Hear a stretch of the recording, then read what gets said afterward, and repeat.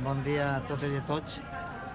A l'acabar l'any acabem la campanya de Naturalment i l'acabem amb la segona trobada d'artesans de Vila-real que enguany, com bé després ja vos comentarà Helena, mos han desbordat, el que passa és que no han cabut tots els que mos han cridat per participar en l'acte.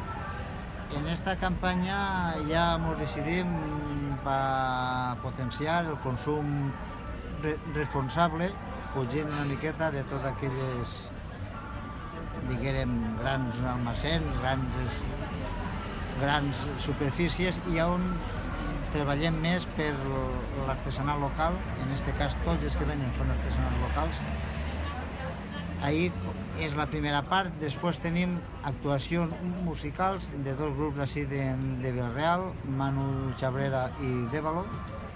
Després, enguany, així tenim a Abraham, que ens contarà tota l'experiència que va fer en aquests dies, i esperem que siga una festa, que n'hi hagi trobada d'artesans, però que també música i la gent que pugui disfrutar d'un cap de setmana. També recordar que també donarem els premis a tots els col·legis que han participat en el concurs de jogueig amb molta vida que fa la gent de Tots Units, que avui no han pogut acudir per motius laborals, i entonces vos diré quines són les escoles que han guanyat els premis de jogueig. El premi especial ha sigut per la Pandrola. Després tenim la creativitat al Bisbe Pons, la originalitat Angelina Abad, i després la creativitat del tercer cicle a Carles Artou i la originalitat del tercer cicle a pintor Jimeno Barón.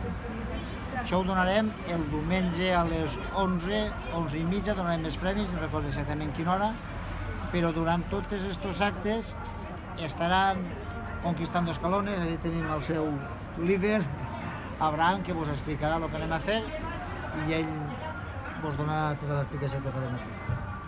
Sí, bueno, donar les gràcies a vosaltres per vindre i a l'Ajuntament del Vila-real per aquesta invitació.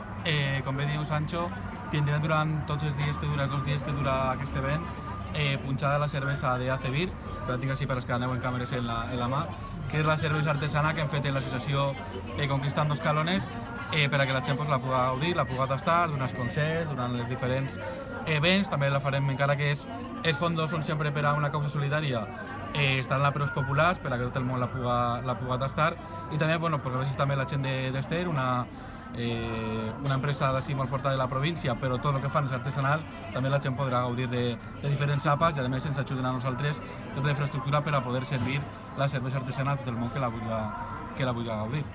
I també vull donar les gràcies, a part de Sancho, a Helena, com a part de l'organització, per convidar-nos.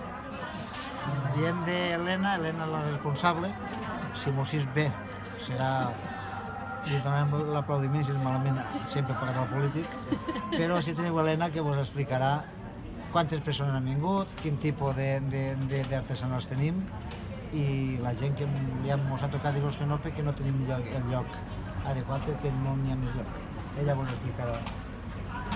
Hola, jo soc Helena, de CLAP Educació Activa, i res, un plaer comptar amb gent com Abraham, superimplicada en l'organització d'aquest event. Donar gràcies a regidoria, és la clausura d'una campanya molt bonica que ha sigut naturalment, i és una manera de tancar dins de la temàtica de consum responsable, d'ahir que ve l'origen de la fira, i anem a comptar amb gent molt diversa, i que tot el criteri que sí que ha seguit estrictament a l'hora de convidar a gent i acceptar és que tot el món havia de ser artesà, és a dir, el que se ven així tot està fet amb les mans i ninguna persona pot ser distribuïdora de productes de fabricació d'altra gent, no?